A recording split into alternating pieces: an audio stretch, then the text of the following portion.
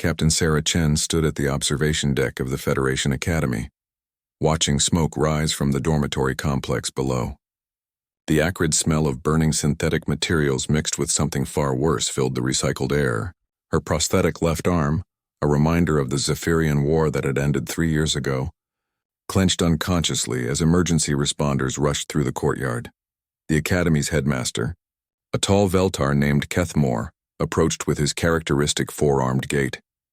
His blue-scaled face bore the expression Sarah had learned meant deep concern among his species. "Captain Chen, we need your expertise." This wasn't an accident. Sarah turned from the window, her scarred face hardening. At 28, she looked older, marked by battles that had shaped the current galactic peace. The war had ended with humanity proving their worth as fierce protectors of smaller species, but peace had brought new challenges. "How many casualties?" 17 students in the medical wing, all different species, but they shared one thing in common.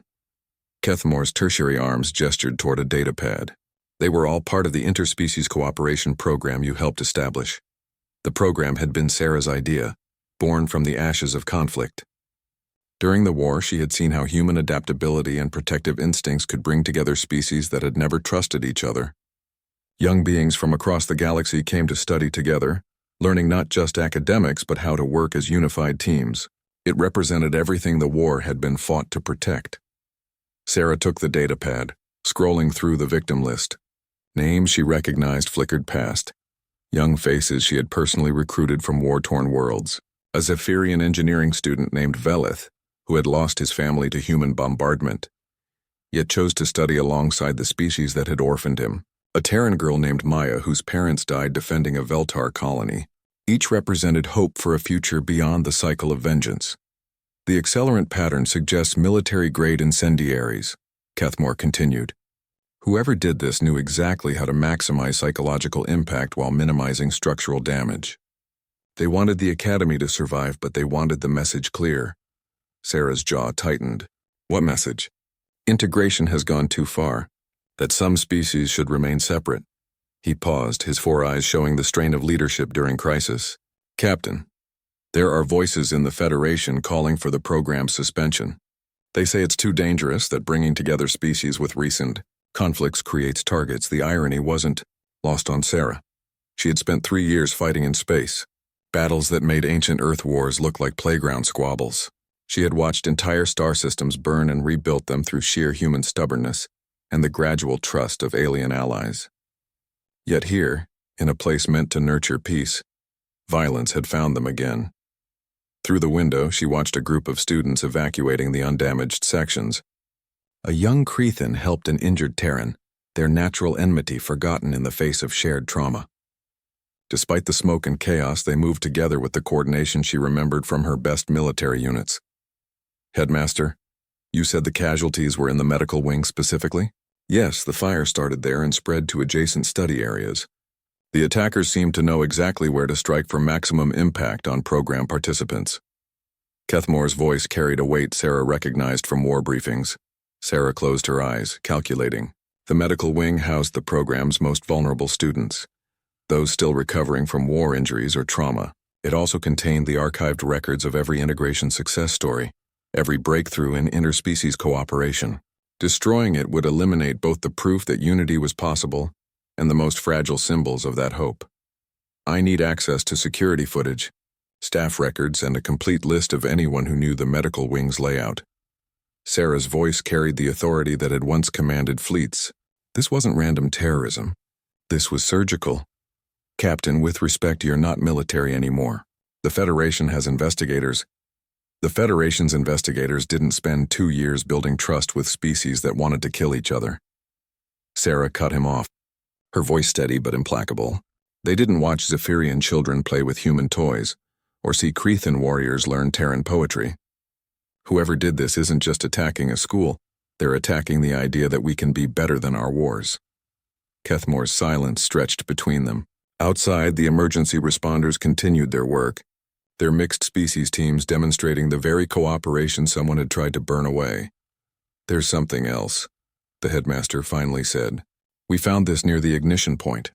He handed her a small metal disc unmarked except for microscopic etching around its edge. Sarah examined it closely. The craftsmanship was precise, too precise for terrorist improvisation. The metal composition looked familiar, though she couldn't place it immediately. Military manufacture? That's what concerns me. Captain, if this attack came from within Federation forces, from those who fought the war. He left the implication hanging. Sarah understood. The war had created heroes and monsters in equal measure. Not everyone who had fought for Federation victory believed in Federation ideals. Some had joined the fight for conquest, others for revenge, still others simply for the thrill of destruction. The peace had left many of them without purpose, their violent skills suddenly unwelcome in a rebuilding galaxy. I'll need a temporary security clearance and access to personnel files, Sarah said, pocketing the disk. And I want to talk to the survivors. All of them. Captain, the students have been through enough trauma. Headmaster. Sarah's voice carried the patience of someone who had explained harsh realities many times. Whoever did this will try again if we don't stop them. These students understand what's at stake better than anyone. They've already survived one war. Now we need their help to prevent another. As if summoned by her words, a group of students appeared in the courtyard below. Despite evacuation orders, they had formed an impromptu aid station, treating minor injuries and organizing supplies. Sarah recognized the formation, a defensive pattern adapted from military doctrine but modified for humanitarian purpose. They were learning, not just cooperation, but how to protect what they had built together. The fire continued to burn, but watching those students work together, Sarah felt something she hadn't experienced since the war's end. Purpose. The galaxy needed protecting again, but this time the enemy wasn't invading from outside. This time the threat came from those who would rather see worlds burn than see former enemies become friends.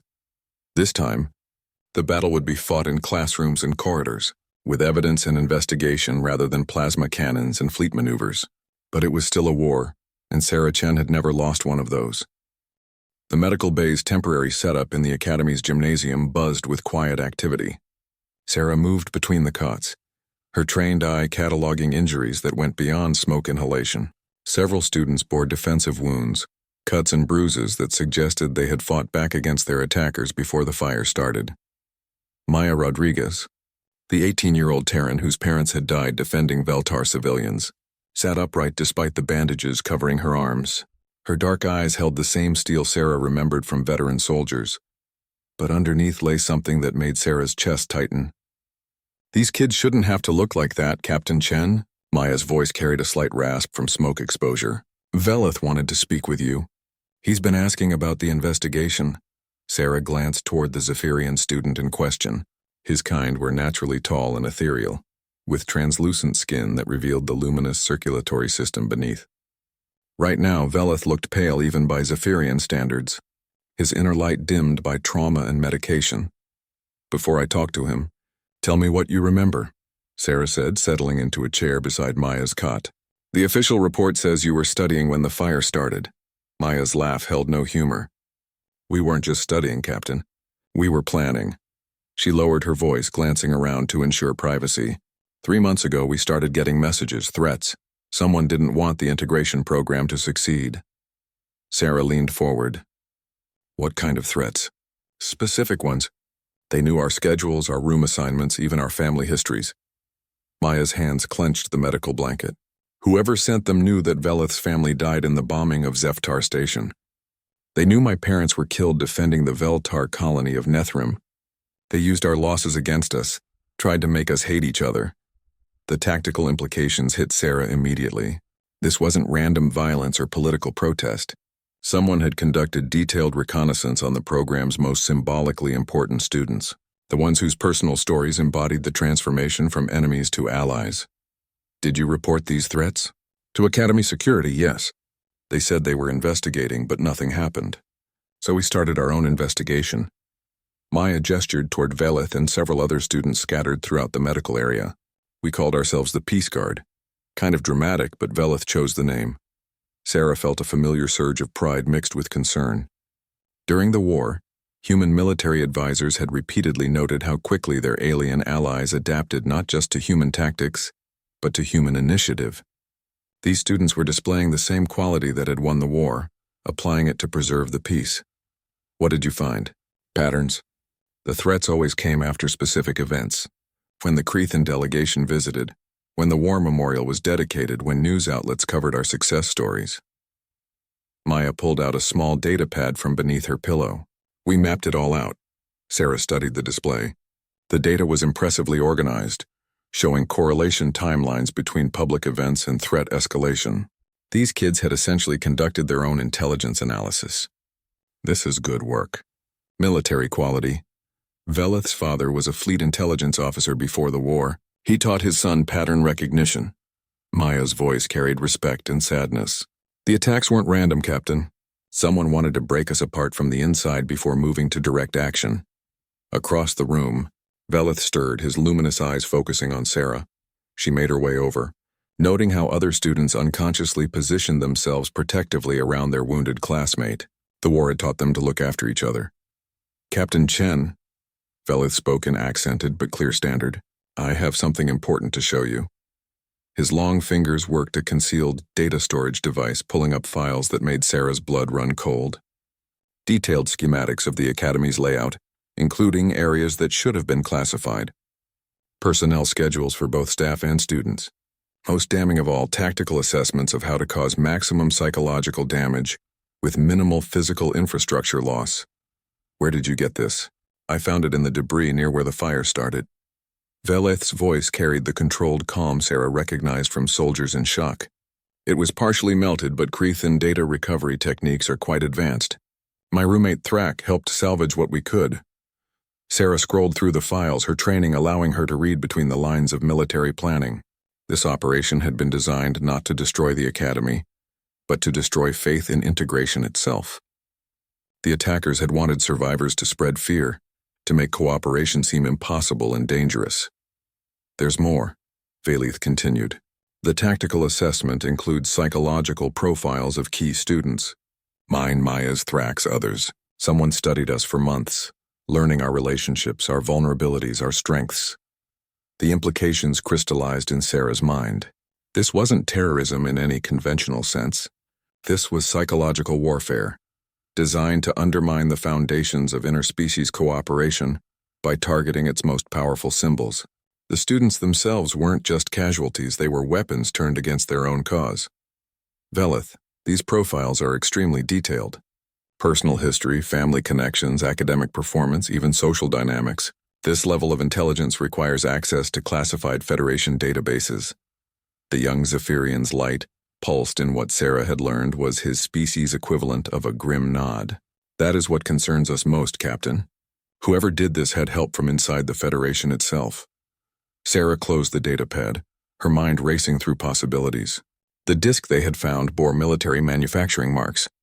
The intelligence was too detailed for external espionage. The tactics were too sophisticated for random extremists.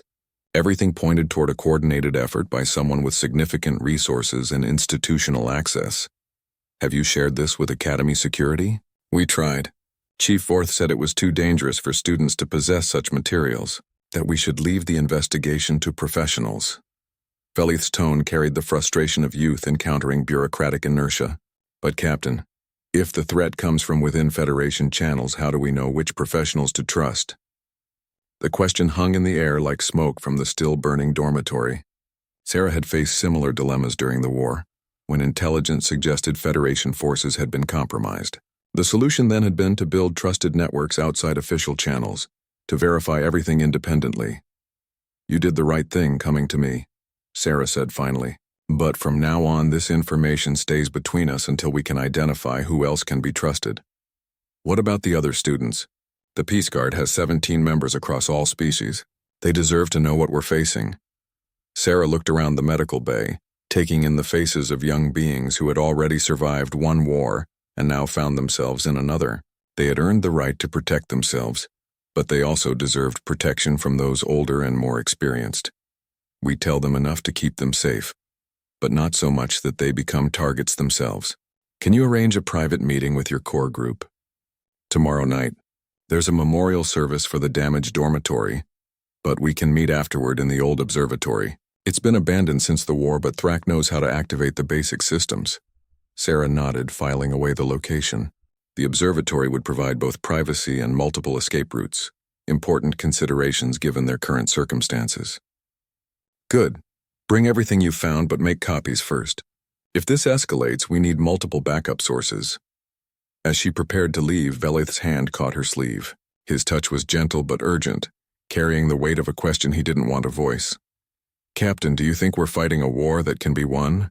The integration program was supposed to prove that species could overcome their differences.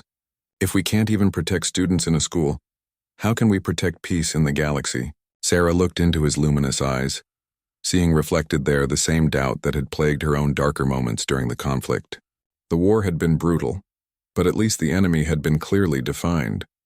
This new threat was more insidious, attacking not just bodies but the very idea that cooperation was possible. Velith, during the war we won because we learned to fight together instead of separately. This is the same battle, just fought with different weapons. We protect the peace the same way we won the war. Together. The abandoned observatory perched on the Academy's highest tower like a metal flower, frozen in perpetual bloom. Sarah climbed the maintenance ladder in darkness, her prosthetic arm providing steady grip while her organic hand managed the tactical scanner Velith had provided. The device showed no surveillance equipment, but she had learned during the war that the absence of detectable monitoring often meant the presence of more sophisticated systems. 17 young faces greeted her in the observatory's main chamber, representing 8 different species from across Federation space. Thrak, the Cretan student Velith had mentioned, had indeed managed to restore basic power and lighting. The massive telescope remained functional, its lens turned toward the galaxy they were all trying to save. Captain Chen. Maya stood as Sarah entered, her movement still careful due to her injuries. Everyone's here. We've been careful about who knows of this meeting.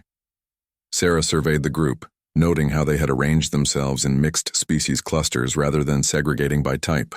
During the war, this kind of natural integration had taken months to achieve in military units. These students had accomplished it in academic terms, proof that the integration program's methods worked. Before we begin, I need to understand the scope of what you've discovered. Velith shared some intelligence with me, but I want to hear from all of you. A young Veltar named Sithara stepped forward, her forearms holding multiple data pads in perfect coordination. Captain, we have been tracking the threats for 4 months. They began as anonymous messages but grew progressively more sophisticated and targeted. She activated a holographic display that filled the chamber's center. Data points connected by glowing lines showed a web of surveillance and intimidation that made Sarah's tactical mind race with implications. The early threats were crude, clearly meant to probe our responses and measure our security protocols, continued Sithara. But approximately 6 weeks ago, the nature changed dramatically. Someone with access to military psychological warfare doctrine began orchestrating a campaign designed to break our group cohesion. Thrak, whose Cretan physiology made him naturally imposing despite his youth, added his analysis. The attackers understood our species' specific cultural pressure points. For Zephyrians, they targeted family honor. For humans, they exploited protective instincts. For my people, they attempted to trigger warrior pride in destructive ways. Sarah nodded, recognizing the sophisticated approach. Divide and conquer through cultural manipulation. Classic asymmetric warfare. But we didn't divide, said a quiet voice from the back. A young human named David, barely 16 but marked by the premature gravity that war often imposed on the young. Every time they tried to turn us against each other, we got closer instead. That's when the direct threat started. Maya brought up another display showing a timeline of escalating aggression. 3 weeks ago, they stopped trying to break us psychologically and started planning physical action. The fire was just the beginning, Captain. We found preliminary plans for attacks on integration programs at 17 other academies. The scope hit Sarah like a plasma blast. This wasn't an isolated incident targeting one program, but a coordinated campaign against the entire concept of interspecies cooperation. The attackers were attempting to reverse 3 years of post-war progress, to push the galaxy back toward the mistrust and isolation that had made the conflict inevitable. Show me the evidence of broader coordination. Velith moved to the telescope's control panel, using its computational power to process the data they had assembled. Captain, observe the pattern of targeting. The display shifted to show Federation space, with markers indicating both completed attacks and planned operations. Sarah studied the tactical map with growing alarm. The targets weren't random. They were strategically chosen to create maximum symbolic impact. The Academy attacks would eliminate the next generation of integrated leadership. Simultaneously planned strikes on memorial sites would destroy symbols of successful cooperation. Economic targets would undermine the material benefits of peaceful trade. "This is military campaign planning," Sarah said, her voice carrying the authority of someone who had planned similar operations during the war. Synchronized timing, coordinated objectives, unified command structure. You're not dealing with terrorist cells or political extremists. This is organized resistance with significant resources. "That's what we concluded," said Thrak. "But Captain, it gets worse. We identified the command structure." The young Cretan manipulated the display, bringing up personnel files that made Sarah's blood freeze. Fleet Admiral Marcus Webb, hero of the Battle of Kepler Station. Colonel Yara Voss, who had led the successful siege of the Zephyrian stronghold at Altair 7. Commander Chen Zhao, architect of the defensive strategy that saved the Veltar homeworld. War heroes. Federation legends. People Sarah had served alongside, whose courage and tactical brilliance had secured victory against impossible odds. "How did you verify this intelligence?"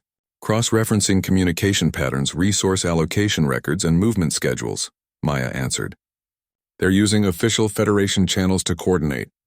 But they assumed no one would think to monitor internal communications for seditious activity. Sarah felt the weight of betrayal settle in her chest like lead.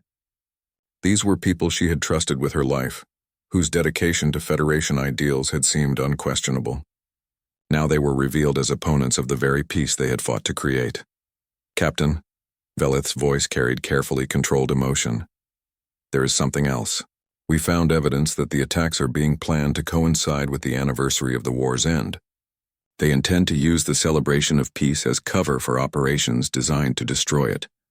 The anniversary was in 10 days. Peace Day had become the most important holiday in Federation space, commemorating not just the end of hostilities but the beginning of cooperative rebuilding. Every world would be celebrating. Security would be focused on festivities rather than threats, and media attention would ensure maximum psychological impact for any attacks. They're planning to turn Peace Day into a massacre, Sarah said, the tactical implications becoming clear. Multiple simultaneous strikes while the galaxy is celebrating, designed to prove that cooperation is impossible and dangerous. 17 academies, 43 memorial sites, over 100 trade stations and cultural centers. David added quietly. Thousands of casualties, all of them symbols of successful integration. Sarah closed her eyes, calculating resources and timing. A conspiracy of this scope required enormous coordination and planning. It also required insider access to Federation security protocols, communication systems, and operational schedules. The attackers weren't just using their military experience, they were exploiting their ongoing positions within the Federation hierarchy. "We need to warn the Federation Council," said Sithara. This information proves nothing without verification," Sarah interrupted. "These are serious accusations against decorated war heroes. The Council will demand independent confirmation before acting, and that process will take longer than we have." "Then what do we do?" Maya's question carried the frustration of youth confronting institutional limitations. Sarah looked around the chamber at 17 young faces representing the future the conspirators wanted to destroy. These students had already proven their courage by investigating threats and gathering intelligence despite personal danger. Now they needed to prove their ability to act on that information. "We stopped them ourselves," Sarah said simply. "You've done the intelligence work. Now we need to plan the operational response." Thrak's massive frame straightened with anticipation. "You mean we fight?" "I mean we save the peace," Sarah corrected. "Which sometimes requires fighting, but more often requires outthinking the enemy." She moved to the tactical display, beginning to manipulate the data into operational format. "You've identified the targets and the timeline. Now we identify vulnerabilities in their plan and exploit them. But Captain, we're students. How can we stop a conspiracy led by fleet admirals and war heroes?" Sarah smiled, feeling the familiar surge of confidence that came with clear objectives and good intelligence. "The same way we won the war, by doing what they don't expect." by working together across species lines and by refusing to let fear stop us from protecting what matters. She gestured toward the display showing their enemies' plans. They're counting on institutional paralysis, on the time it takes for official channels to verify and respond to threats. They're also counting on fear to keep potential opponents from acting, but they made one critical error in their planning. What error? Velith asked. They underestimated you. All of you. They saw students and assumed victims. They planned attacks but didn't plan for resistance. Sarah's voice carried the steel that had once commanded starfleets. Tomorrow we begin our own campaign. Not to destroy but to protect. Not to divide but to unite. We're going to save Peace Day and we're going to do it together. The communications hub in the Academy's basement had been designed for wartime coordination. Its quantum-encrypted channels capable of reaching any point in Federation space instantaneously. Sarah stood before the main console, her fingers dancing across controls she hadn't touched since the war's end, while 17 young faces watched from the chamber's shadows. Maya. Velith, you're with me on primary communications, Sarah commanded, her voice carrying the authority that had once coordinated fleet actions across multiple star systems. Thrax, Sithara, you're handling data analysis and verification. Everyone else, take your assigned Academy targets and prepare individual warning protocols. The plan was ambitious and dangerous. Rather than attempt to convince Federation authorities of the conspiracy's existence, they would contact the other targeted academies directly, student to student, young idealist to young idealists, bypassing the official channels that compromised military leaders controlled. Captain. David's voice carried uncertainty. What if the other academies don't believe us? We're asking them to accept that war heroes are planning to murder students. Sarah paused her console work, turning to face the group. The question deserved a complete answer. During the war, I learned that truth has its own weight. When you present people with evidence and ask them to choose between comfortable lies and difficult realities, most will choose truth if the consequences of being wrong are severe enough. She activated the main display, showing the timeline of planned attacks. We're not asking them to believe us blindly. We're giving them intelligence and asking them to verify it independently. If we're wrong, they waste a few days on increased security. If we're right and they do nothing, their students die. Velith moved to his assigned station, his luminous fingers adapting quickly to human-designed interfaces. Captain, I've established quantum link with the Zephyrian Academy at Proxima Station. They're willing to listen. Good. Maya, what about the Cretan Military Institute? Connected and uploading our evidence package now. They're taking it seriously, Captain. Apparently they've been investigating some irregular communications from Fleet Command themselves. Sarah felt the first surge of hope since the conspiracy's discovery. If other institutions had noticed anomalies, it meant the plotters weren't as careful as they believed. Overconfidence had always been a weakness in military operations, and these were military minds conducting a military campaign. Sithara, are you tracking response patterns? The young Veltar's forearms worked multiple data streams simultaneously, her species' natural multitasking abilities perfectly suited to intelligence analysis. Affirmative, Captain. 17 academies contacted, 11 confirming receipt of intelligence package, 6 requesting additional verification, 0 dismissing our warnings outright. Better than Sarah had dared hope. Academy administrators might be bureaucrats, but they were also educators dedicated to protecting students. When presented with credible threats, they erred on the side of caution.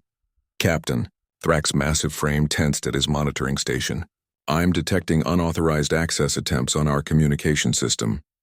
Someone's trying to trace our quantum signatures. Sarah's blood chilled. Quantum communication was supposed to be untraceable, but military-grade equipment could sometimes break civilian encryption. The conspirators were moving faster than anticipated, trying to identify and silence the source of warnings before their operation could be compromised. How long before they locate us? Unknown.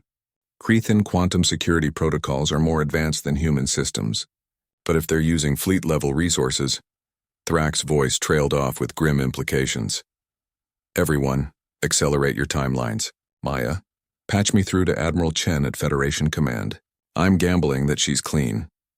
Admiral Li Chen had been Sarah's commanding officer during the war's final campaign, a brilliant strategist whose loyalty to Federation ideals had never been questioned.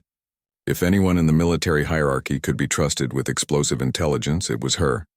Captain Chen, This is an unexpected pleasure. Admiral Chen's holographic image materialized above the communication console, her expression shifting from warmth to concern as she took in the underground setting and tense atmosphere. This appears to be an unofficial communication. Admiral, I need you to listen carefully to what I'm about to tell you, and I need you to verify it independently before taking any action. Sarah transmitted the conspiracy evidence in a compressed data burst. We have credible intelligence suggesting coordinated attacks planned for Peace Day, targeting integration programs across Federation space.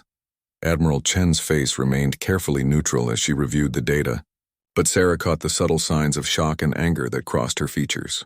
These are serious accusations against decorated officers, Captain. The evidence would need to be independently verified, yes, ma'am. That's why I'm coming to you instead of going directly to the Council. You have the resources to confirm or debunk this intelligence without alerting potential conspirators. Captain, Veleth interrupted urgently. The trace is accelerating. They've identified our general location. Admiral Chen's expression sharpened. Captain, are you under immediate threat? Potentially. Admiral, the students with me have been investigating this for months. They've uncovered intelligence that suggests the conspiracy includes assets with access to Federation communication systems and security protocols. Then we need to extract you immediately. I can have a security team. No. Sarah's voice carried absolute conviction. A security team could include compromised personnel. Admiral, I need you to understand something critical. These students aren't just sources of intelligence, they're the target. Their success at interspecies cooperation threatens everything the conspirators want to achieve.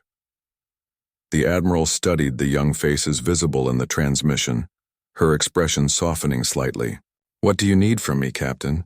Independent verification of the intelligence, immediate security alerts to all targeted facilities, and… Sarah paused, knowing her next request would be difficult. Admiral, I need you to consider the possibility that this goes higher than we know. The coordination required for this operation suggests command-level involvement. Admiral Chen's silence stretched for long seconds before she nodded grimly.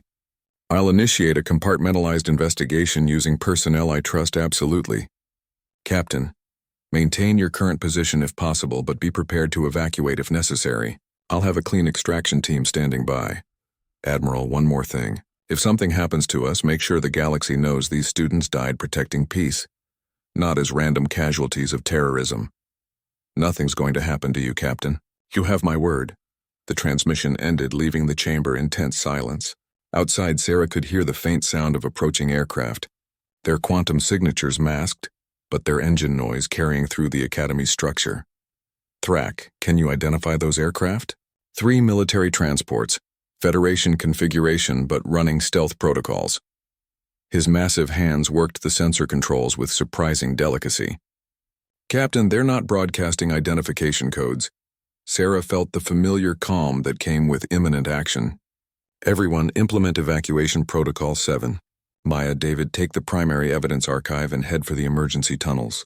Veleth, Sithara, maintain communication links as long as possible.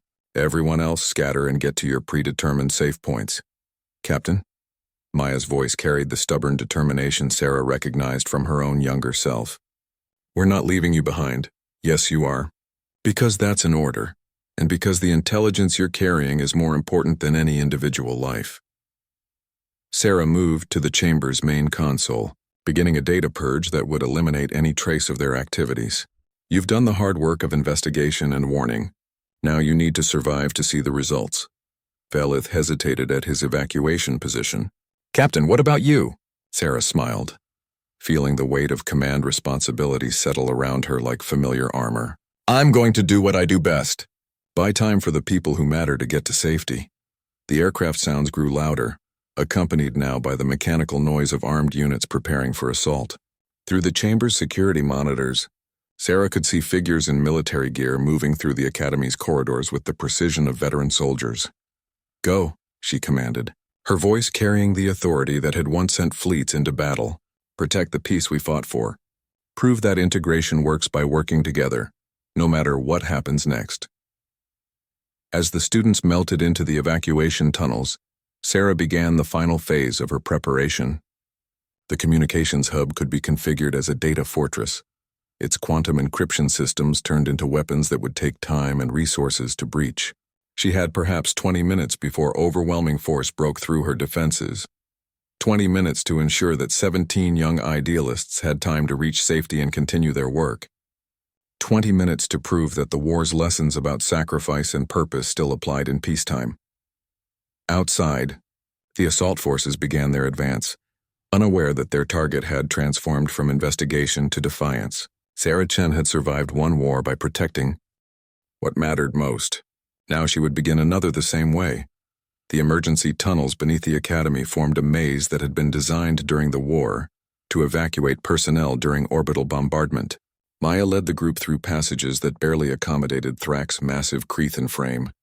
Her human night vision augmented by Velith's natural luminescence and Sithara's thermal sensing capabilities. "Communication checkpoint in 200 meters, Maya whispered, checking the tunnel map on her datapad. "We need to establish contact with the other academies and confirm they received Captain Chen's warnings." Behind them, the sound of explosions echoed through the tunnels as assault forces breached the communications hub's defenses. Each detonation felt like a personal blow to the young people who had grown to respect and admire the human captain, who had believed in their cause. "She's buying us time," Velith said quietly, his luminous skin pulsing with emotion. Captain Chen understood that our survival is more important than our own. David, barely 16 but carrying intelligence data that could save thousands of lives, struggled with the moral weight of leaving an adult behind. "It doesn't feel right." During the war, humans always said they protected other species. Now we're letting a human sacrifice herself for us. "Not letting," Thrak corrected, his deep voice rumbling through the tunnel. Captain Chen made a tactical decision based on mission priorities. "Our responsibility is to make her sacrifice meaningful by completing the objective." They reached the communication checkpoint, a small chamber carved from living rock that predated the academy by centuries. Sithara's forearms worked the portable equipment they had salvaged, establishing quantum links with the network of academies they had warned. "Zephyrian Academy at Proxima Station confirms heightened security and suspicious activity in their sector," she reported. 3 unscheduled Federation transports attempted landing without proper authorization. Academy security turned them away, but they're maintaining defensive positions. Maya coordinated responses from multiple sources, her tactical training allowing her to process information streams that would overwhelm most individuals. Crethan Military Institute reports attempted infiltration by personnel, claiming emergency inspection authority. Veltar Cultural Center has detected surveillance drones using military-grade stealth technology. The pattern was clear and terrifying. The conspiracy wasn't limited to a few rogue officers. It was a coordinated operation with resources spanning multiple star systems. The attackers had moved simultaneously against every target, suggesting command-level coordination and substantial financial backing. "Captain Chen was right," Velith said, "monitoring communication intercepts from Federation channels. This goes higher than we imagined. I'm detecting coded messages between Fleet Command and the assault teams attacking academies." David looked up from his data analysis. "If Fleet Command is compromised, who can we trust?" "Captain Chen contacted Admiral Li Chen, but how do we know she's clean?" "We don't," Maya admitted. "But we have to trust someone, and Admiral Chen's record during the war suggests she values integration over species purity." An urgent signal from Sithara interrupted their discussion. "Emergency transmission from Admiral Chen. She's requesting immediate contact with our group." Maya activated the encrypted channel, Admiral Chen's holographic image materializing in the small chamber. The senior officer's face was grim, marked by the kind of controlled anger that suggested recent disturbing discoveries. "Students, I've completed preliminary verification of your intelligence. The conspiracy is real, extensive, and includes assets at the highest levels of Federation command."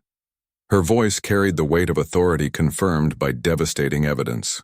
"I've initiated emergency security protocols at all identified targets, but I need your help with something critical."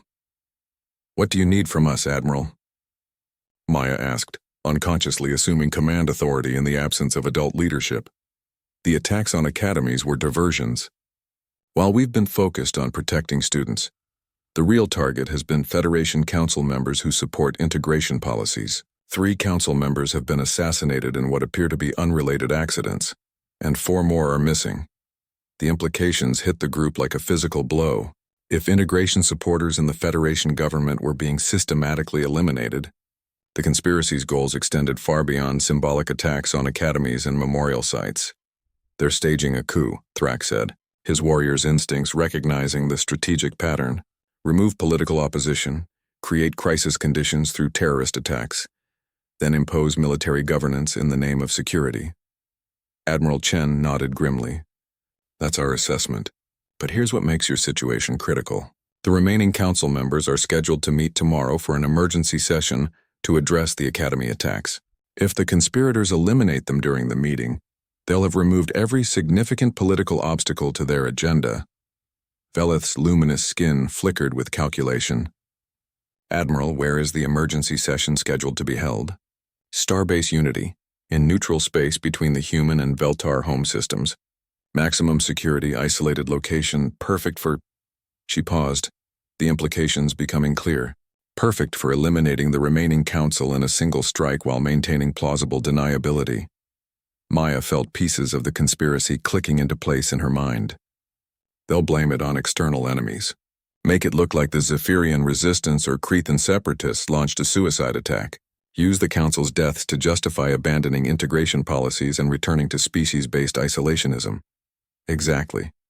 And with Federation command compromised, I can't be certain that official security measures won't be sabotaged from within. Admiral Chen's expression showed the strain of command during crisis. Students, I'm about to ask something of you that no adult should ask of children. But you may be the only people in the galaxy that I know with certainty are clean. David's young face showed understanding beyond his years. You want us to protect the council meeting. I want you to save the Federation, Admiral Chen corrected. The meeting is in 16 hours. I can arrange transportation to Starbase Unity, but once you're there, you'll be on your own. No official support, no backup, no extraction if things go wrong.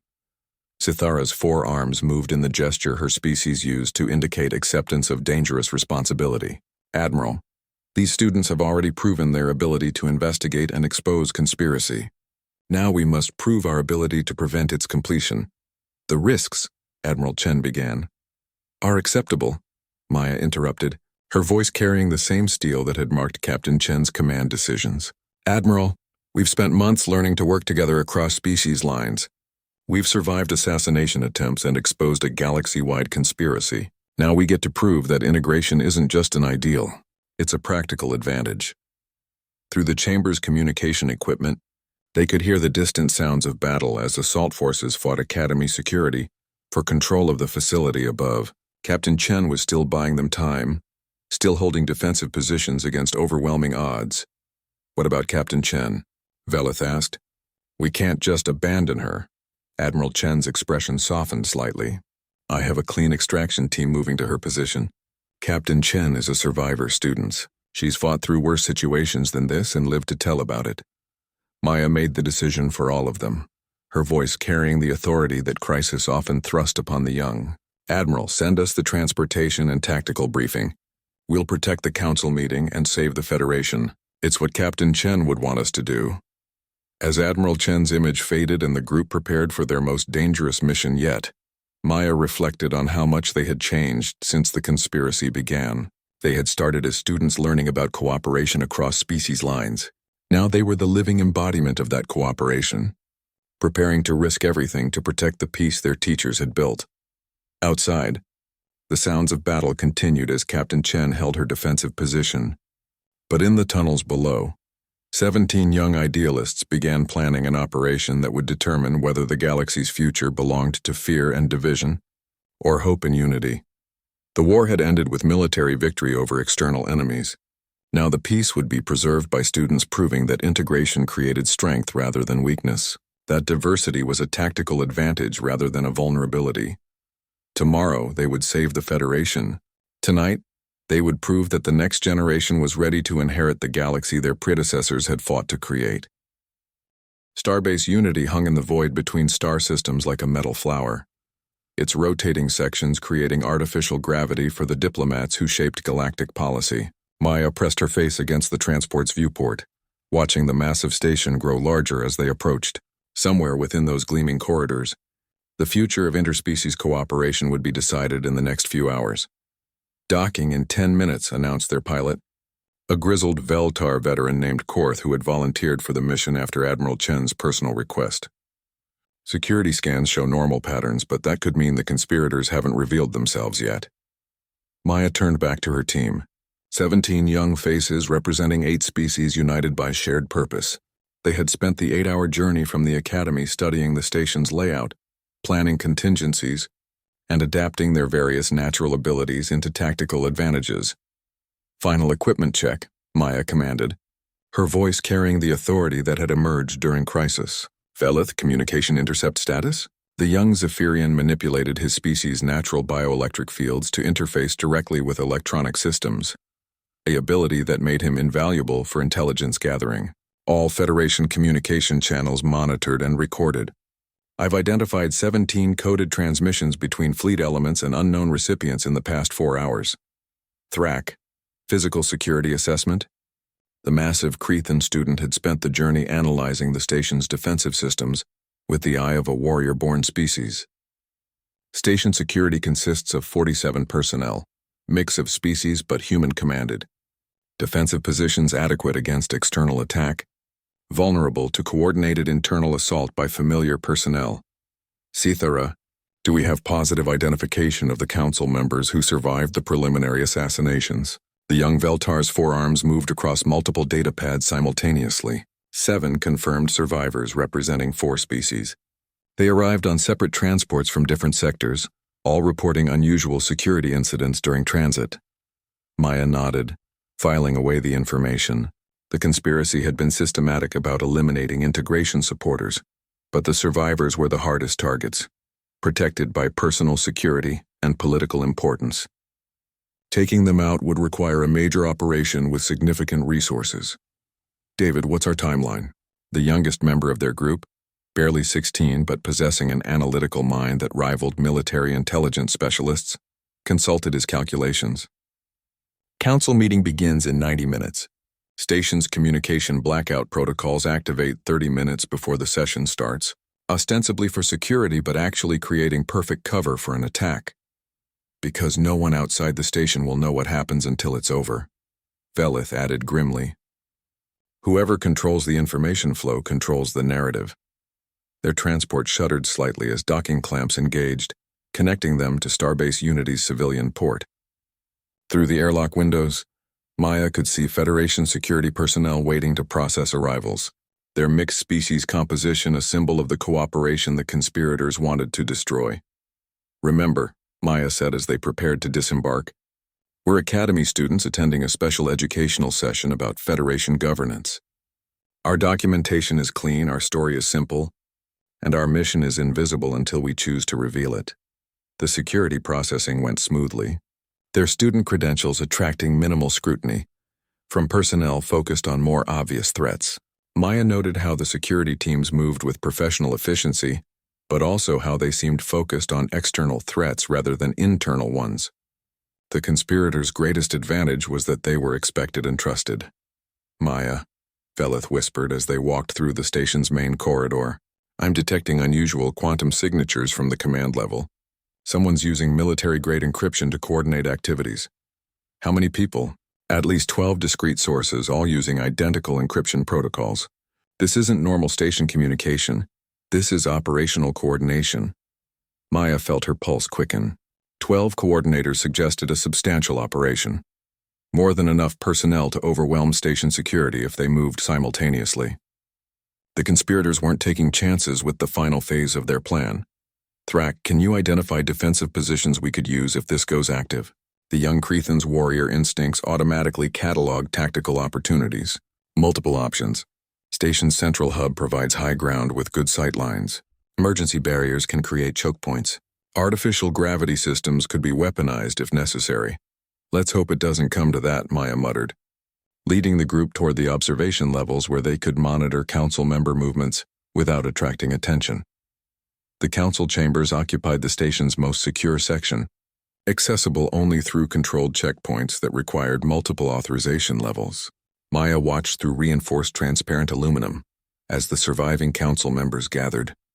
their body language showing the stress of recent losses and ongoing threats.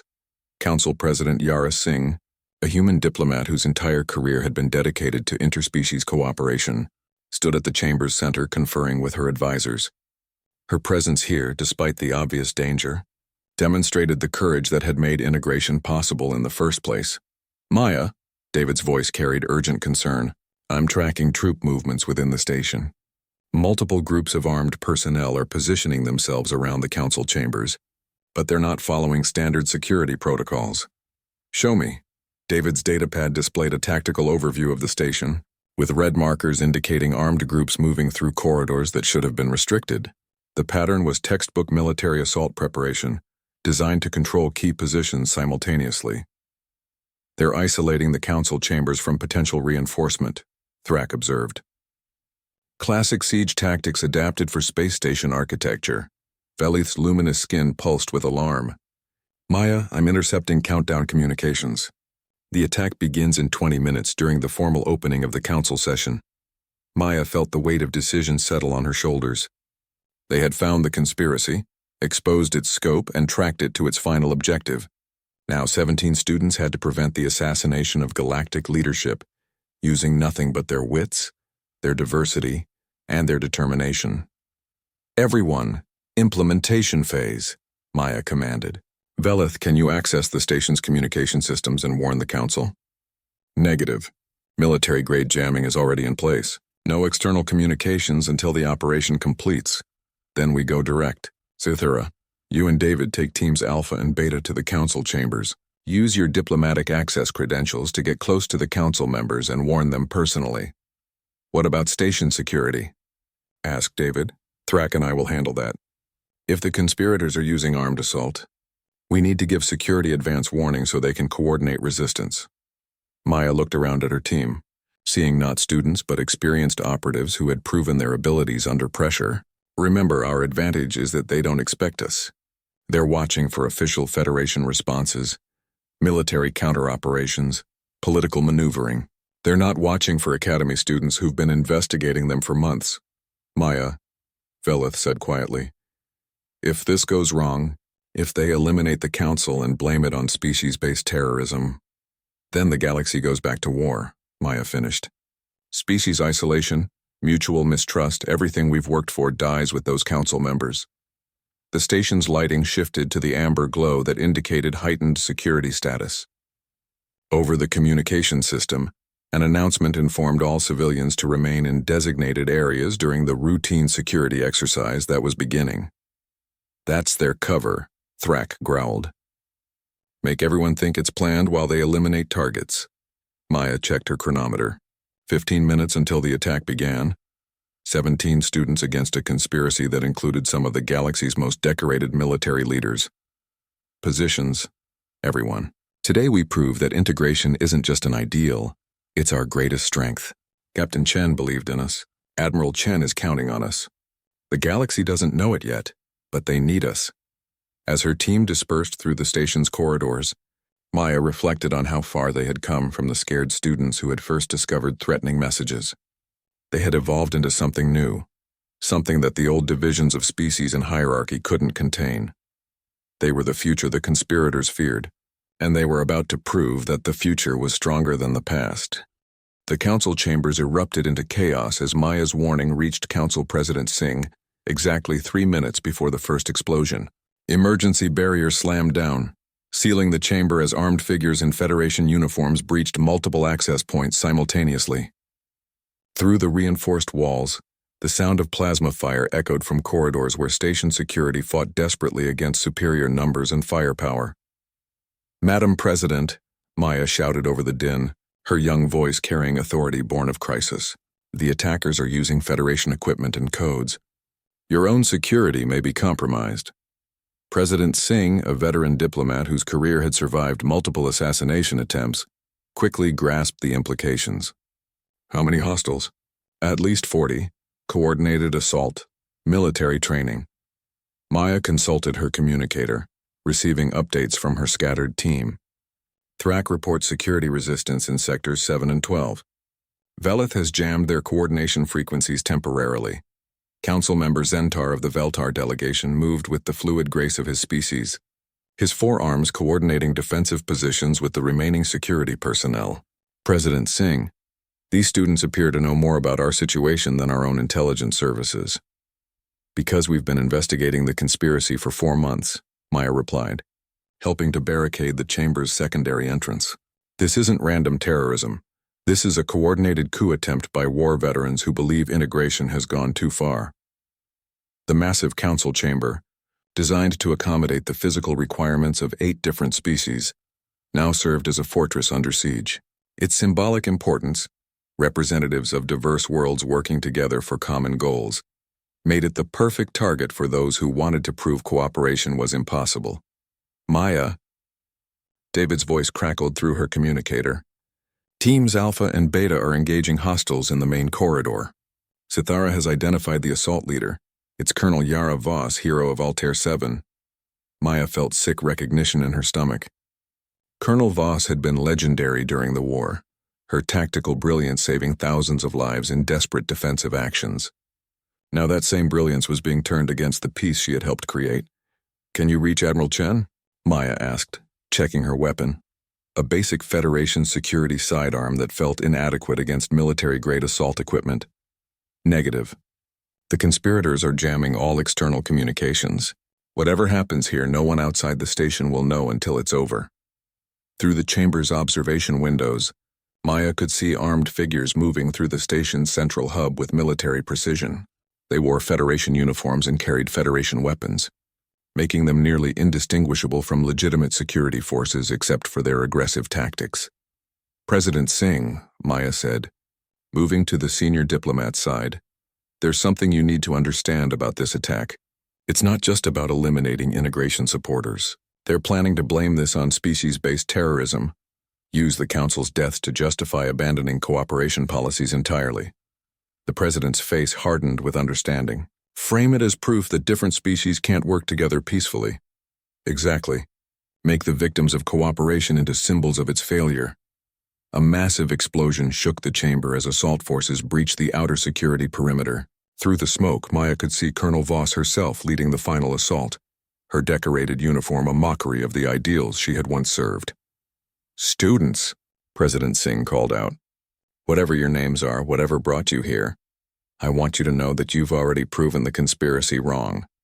8 species working together, young people risking their lives for principles rather than profit. That's what they're trying to destroy. Maya felt a surge of pride mixed with determination. Around the chamber, her team members fought alongside Council security, their diverse abilities creating tactical advantages that purely human or purely alien forces couldn't match.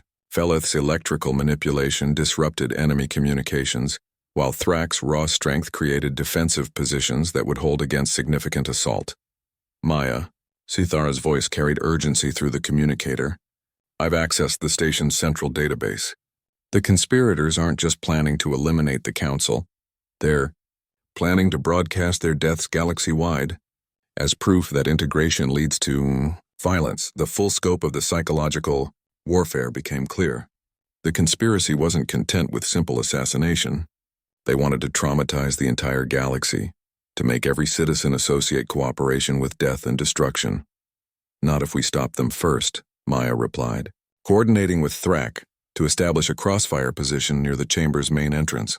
David, what's our tactical situation? Hostiles have breached the outer perimeter but can't access the main chamber due to emergency barriers. However, they're bringing up heavy cutting equipment that will breach those barriers in approximately 8 minutes. Colonel Voss, President Singh called out through the chamber's communication system. I know you can hear me. I also know your record during the war. You saved lives, protected civilians, defended the weak. What happened to that person? Voss's voice came back through speakers that crackled with plasma fire damage. That person learned that some species can't be trusted, Madam President. That integration creates weakness, not strength. Today we correct 3 years of dangerous mistakes. By murdering people who chose cooperation over conflict, by preventing the dissolution of humanity into alien contamination, by preserving species integrity through necessary action. Maya listened to the exchange with growing understanding. The conspiracy wasn't just political or tactical, it was ideological. driven by fear that cooperation meant losing individual identity rather than strengthening it through diversity. "Colonel," Maya called out, knowing her young voice would carry more impact than adult arguments. "You're wrong about integration. We're not losing our humanity by working with other species. We're discovering what humanity really means." Silence stretched through the communication system before Voss responded with cold amusement. "And what does it mean, child?" "That humans protect people who can't protect themselves. That we adapt to impossible situations. That we never give up when something worth fighting for is at stake." Maya checked her weapon charge, noting they had perhaps 4 minutes before the barriers failed. "You're not preserving humanity, Colonel. You're abandoning it." The cutting equipment's whine grew louder as assault forces prepared for final breach. Around the chamber, council members and security personnel took defensive positions that mixed species-specific abilities with human tactical doctrine, creating a combined defense that was greater than the sum of its parts. "Maya," Valeth said quietly, his luminous skin pulsing with determination, "whatever happens in the next few minutes, you should know that working with your species has made us all better than we were alone." "Same here," Maya replied, feeling the truth of integration in her bones. "Ready positions, everyone. Let's show them what cooperation really looks like." The barriers exploded inward in a shower of sparks and molten metal. Colonel Voss led the assault personally, her decorated uniform making her a symbol of honor perverted into betrayal. Behind her came soldiers who had once fought for peace, now fighting to destroy it. But they met resistance that stopped them cold. Not just human courage or alien abilities, but something new. Integrated tactics that combined the best of all species into unified action. Maya coordinated fire patterns while Thrak created defensive positions. Velith disrupted enemy equipment while Sithara analyzed tactical patterns in real time. The battle for Starbase Unity lasted 14 minutes. When it ended, Colonel Voss lay unconscious among her defeated soldiers. The conspiracy's military leadership captured rather than killed. More importantly, the council survived intact, their continued existence a living symbol of cooperation's strength. 6 months later, Maya stood before the same council chamber, no longer as a refugee student but as the youngest recipient of the Federation's highest civilian honor. Around her stood her team members, each representing not just individual courage, but the collective strength that came from diverse minds working toward common goals. President Singh presented the medals personally, her voice carrying the authority of someone who had seen the future and chosen to protect it. The integration program was always an experiment, a test of whether different species could truly work together for mutual benefit. These students didn't just pass that test. They proved that cooperation isn't a weakness to be exploited, but a strength to be celebrated. In the audience, Captain Sarah Chen watched with pride. Her own injuries from the Academy assault finally healed. Admiral Chen sat beside her, wearing the insignia of her new position as Director of Interspecies Security, created in response to the conspiracy's exposure. Maya looked out at the mixed crowd. Humans and Zephyrians, Krethan and Veltar, dozens of species that had once viewed each other with suspicion, now united in celebrating what they had built together. The conspiracy had tried to prove that cooperation was impossible. Instead, they had proven that it was inevitable. The war had ended with military victory over external enemies, but the peace had been saved by students proving that the future belonged to those who chose unity over division, diversity over uniformity, hope over fear. Standing in the chamber where democracy had almost died, Maya reflected on how far they had all come. The Academy might have burned, but from its ashes had risen something stronger. A generation that would never again accept that differences meant divisions. The galaxy was still vast and dangerous, still full of challenges that would test every species' resolve. But now those challenges would be met by minds that thought beyond the limitations of single-species solutions, by hearts that had learned to value what united them more than what separated them. The integration program had not just survived its trial by fire. It had emerged as the foundation upon which the galaxy's future would be built. One student, one friendship, one act of cooperation at a time.